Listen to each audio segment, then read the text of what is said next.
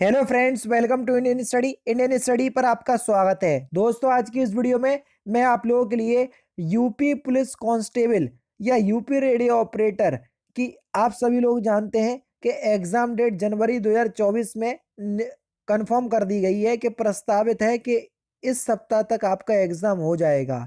तो उसी को टारगेट मान करके हम डेली बेसिस पे आपको हिंदी का प्रैक्टिस सेट प्रोवाइड करवा रहे हैं ताकि आप आने वाले एग्जाम में अच्छा परफॉर्मेंस दे पाएं।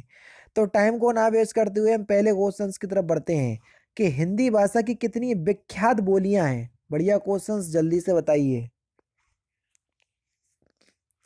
तो हिंदी भाषा की विख्यात बोलियां कितनी है? 8। तीसरा ऑप्शन यहाँ पर आपका बिल्कुल करेक्ट हो जाएगा। हिंदी साहित्य से है ये क्वेश्चन।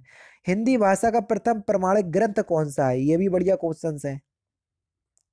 तो हिंदी भाषा का प्रथम प्रमाणिक ग्रंथ की अगर हम बात करें तो वो है आपका पृथ्वीराज रासो, और जिसके रचयिता कौन है? चंद्रवरदाई, है ना। ये भी आप याद रख लीजिएगा। निम्नलिखित में से कौन सा हिंदी साहित्य का काल विभाजन नहीं है? बढ़िया क्वेश्चंस, जल्दी से बताइए। हिंदी साहित्य का काल विभाजन कौन सा नहीं है? क्योंकि आप सभी लोग जानते हैं हिंदी साहित्य को आदिकाल, पूर्व मध्यकाल, भक्ति काल, उत्तर मध्यकाल, आधुनिक काल, इन सभी में बांटा गया। लेकिन जितने भी नाम दिए उस सभी में मैंने आपको संयुक्त काल नहीं बोला होगा। तो बस चौथा ऑप्शन करेक्ट, संयुक्त काल कोई भी काल विभाजन नहीं है हिंदी साहित्य का। नेक्स्ट क्वेश्चन, क्रियापरक व्याकरण कोटि चिन्हित कीजिए। यह क्वेश्चन कई बार हो चुका है। व्याकरण की वह कोटि जिसमें क्रिया निहित होती है उसी को ये हम क्या कहते हैं? क्रियापरक व्याकरणी कोटि कहते हैं।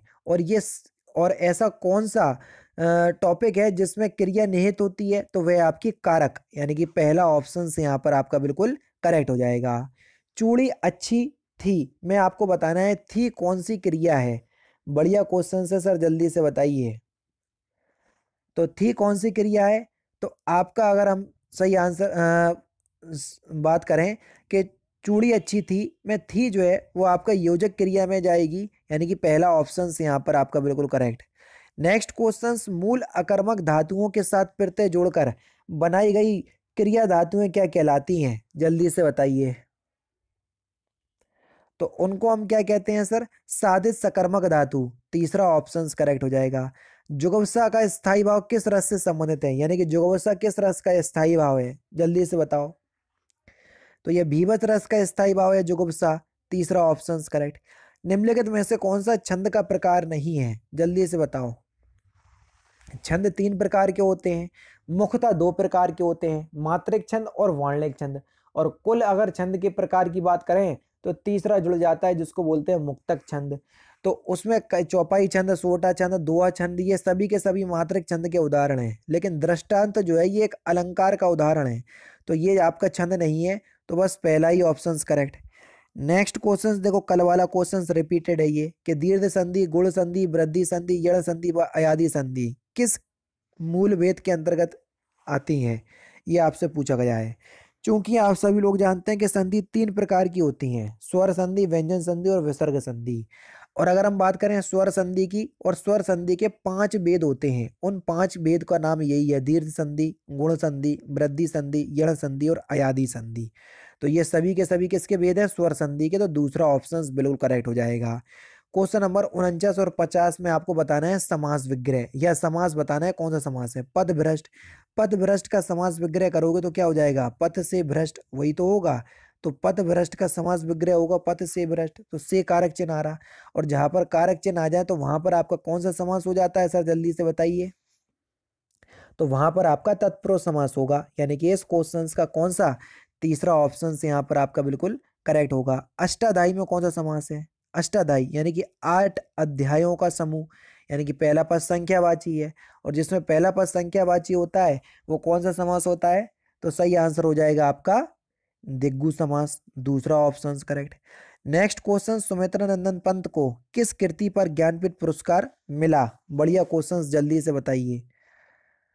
तो किस कृति पर मिला सुमित्रा नंदन पंत जी को? तो आपका जो सही आंसर हो जाएगा वह हो जाएगा आपका चिदम्बरा के लिए। और कब मिला था? 1961 में मिला था इनको, है ना। तो बस यहाँ पर आपका चौथा ऑप्शन करेक्ट हो जाएगा। नेक्स्ट क्वेश्चन, ब्रज भाषा का विकास किस अपभ्रंश से हुआ? बढ़िया क्वेश्चन। तो ब्रज भाषा का विकास किस अपभ्रंश से हुआ? तो सही आंसर हो जाएगा आपका स्वरसेनी अपभ्रंश, पहला ही ऑप्शन करेक्ट। बाकी ये क्वेश्चंस गद्यांश में चलेगा, नहीं तो आप सोचो 52 के बाद 58 कैसे आ गया। तो जैसे आया मैंने आपको बता दिया। देखो यहाँ पर 58 से लेके 62 तक यानी कि 4 क्वेश्चंस दिए हैं। तो 4 क्वेश्चंस को क्या किया है, इसके एक पार्ट में गलती है, जिस पार्ट में गलती है वही आपको चयन करना, और अगर नहीं है गलती नहीं है तो चौथा ऑप्शन चयन कर लेना। ठीक है, तो ये है आपका पहला क्वेश्चन कि रामचरितमानस भक्ति काल की सबसे श्रेष्ठतम रचना मानी जाती है, तो इसके किस पार्ट में गलती है? अगर आपने पढ़ा होगा तो आप आराम से बता सकोगे। देखो रामचरितमानस भक्ति काल की सबसे श्रेष्ठतम, अब देखो श्रेष्ठतम का मतलब ये होता है कि इससे श्रेष्ठ कोई है ही नहीं है, तो फिर सबसे शब्द क्यों आ रहा? तो ये गलत है, तो बस दूसरे पार्ट में गलती है इसके, है ना, तो दूसरा ऑप्शन करेक्ट। नेक्स्ट क्वेश्चन देखो कि ठंड के दिनों में प्रातःकाल के समय सर्दी काफी बढ़ जाती है, तो आपको बताना है कि इसके किस पार्ट में गलती है। तो सही आंसर क्या हो जाएगा सर, जल्दी से बताओ। देखो यहाँ पर लिखा प्रातःकाल के समय, तो देखो प्रातःकाल के बाद समय शब्द नहीं आएगा, क्योंकि प्रातःकाल खुद एक समय को इंडिकेट कर रहा, सुबह के समय, है ना। तो प्रातःकाल आ रहा तो समय शब्द नहीं आएगा, इसलिए इसके भी दूसरे पार्ट में गलती है।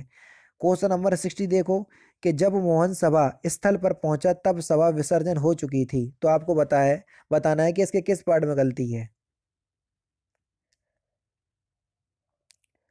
जब मोहन सभा स्थल पर पहुंचा तब सभा जो है वो विसर्जित हो चुकी थी, विसर्जन नहीं विसर्जित आएगा, है ना, क्रिया का प्रयोग होगा, विसर्जित, है ना। तो ये विसर्जन तो क्रिया है, विसर्जित तो वो विशेषण है, तो विशेषण का प्रयोग होगा, है ना। तो तीसरा पार्ट में गलती है। मैं जिस बस से जा रहा था वह बहुत भरी हुई थी, तो आपको बताना है कि किस पार्ट में गलती है। तो ये पूरा वाक्य शुद्ध है, इसके किसी भी पार्ट में गलती नहीं है, तो चौथा ऑप्शन करेक्ट। उसने लिखा था कि उसकी दुकान पर शुद्ध गाय का घी मिलता है, तो आपको बताना है कि इसके किस पार्ट में गलती है।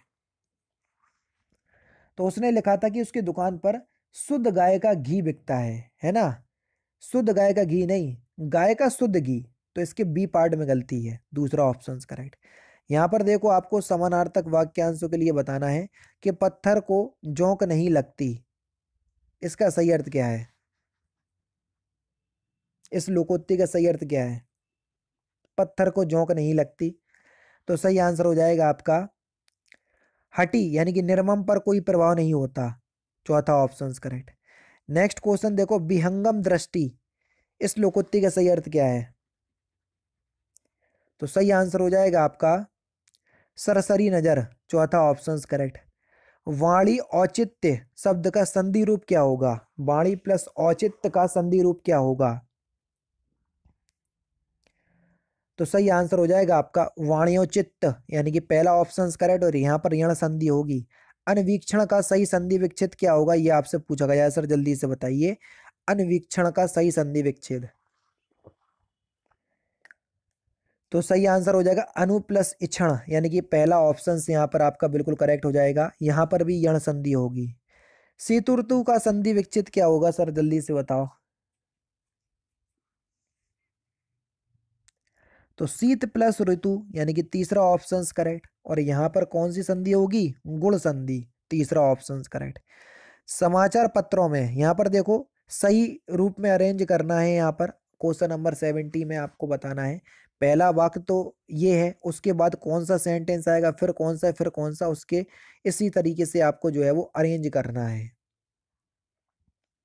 देखो समाचार पत्रों में प्रकाशित विज्ञापनों द्वारा लोग, यानी कि ये दूसरे नंबर पे, पहले नंबर पे तो ये है, ये दूसरे नंबर पे प्रकाशित विज्ञापनों द्वारा लोग अनुयायी, यानी कि ये तीसरे नंबर पे अनुयायी आवश्यक तथा उत्तोत्तम, यानी कि ये चौथे नंबर पे पदार्थों से परिचित होते हैं, ये पांचवें नंबर पे, यानी कि या व राला, कौन से ऑप्शंस में दिया या व राला? तो ये चौथे ऑप्शंस में दिया, तो चौथा ऑप्शंस करेक्ट। अब अच्छे से पढ़ लो। समाचार पत्रों में प्रकाशित विज्ञापनों द्वारा लोग उपयोगी आवश्यक तथा उत्तोत्तम पदार्थों से परिचित होते हैं, यानी कि चौथा ऑप्शन यहाँ पर आपका बिल्कुल correct. Next question, Ram Sita से सुंदर है, इस वाक्य में कौन सा कारक है, जल्दी से बताओ। और देखो जब भी कंपैरिजन वाली बात आती है तो वहां हमेशा अपादान कारक होता है, तो बस चौथा ऑप्शन, दूसरा ऑप्शन करेक्ट हो जाएगा। निम्नलिखित में से कौन सा व्यंजन स्पर्श संघर्षी व्यंजन है? स्पर्श संघर्षी व्यंजन, जल्दी से बताइए। तो सही आंसर आपका क्या हो जाएगा सर? ऑप्शन नंबर ए, जा। पहला ऑप्शन करेक्ट। जो का वर्ग होता है, चा वर्ग होता है, चा वर्ग के चा, छा, जा, झा, या, ये यहाँ को छोड़ दो तो बाकी चार व्यंजन जो है वो स्पर्श संघर्षी व्यंजन कहलाते हैं, है ना। तो जा जो है वो स्पर्श संघर्षी व्यंजन होगा। हिंदी आकृति की दृष्टि से निम्नलिखित में से किस प्रकार की भाषा है? जल्दी से बताओ, आकृति की दृष्टि से हिंदी किस प्रकार की भाषा है? तो ये श्लिष्ट योगात्मक भाषा है, तीसरा ऑप्शन करेक्ट। सकल और सकल का अर्थ क्या होता है सर? जल्दी से बताइए। सकल का मतलब संपूर्ण और सकल का मतलब अंश, तीसरा ऑप्शन करेक्ट। और लास्ट क्वेश्चन देखो, ए राकेश यहाँ आओ, तो इस वाक्य में कौन सा कारक है? तो इस क्वेश्चंस का आंसर आप मुझे कमेंट बॉक्स में बताएंगे। तो दोस्तों ये थे आपके इंपॉर्टेंट क्वेश्चंस जो कि आपकी आगामी परीक्षा UP radio operator, assistant operator और असिस्टेंट वर्कशॉप, इन सभी के लिए बेहद इंपॉर्टेंट है। वीडियो अगर आपको अच्छी लगे तो प्लीज़ दोस्तों वीडियो को लाइक और शेयर जरूर कर दीजिएगा। बाकी फिर मिलते हैं हम नेक्स्ट क्लास में, नेक्स्ट सेशन में। जय हिंद, जय भारत।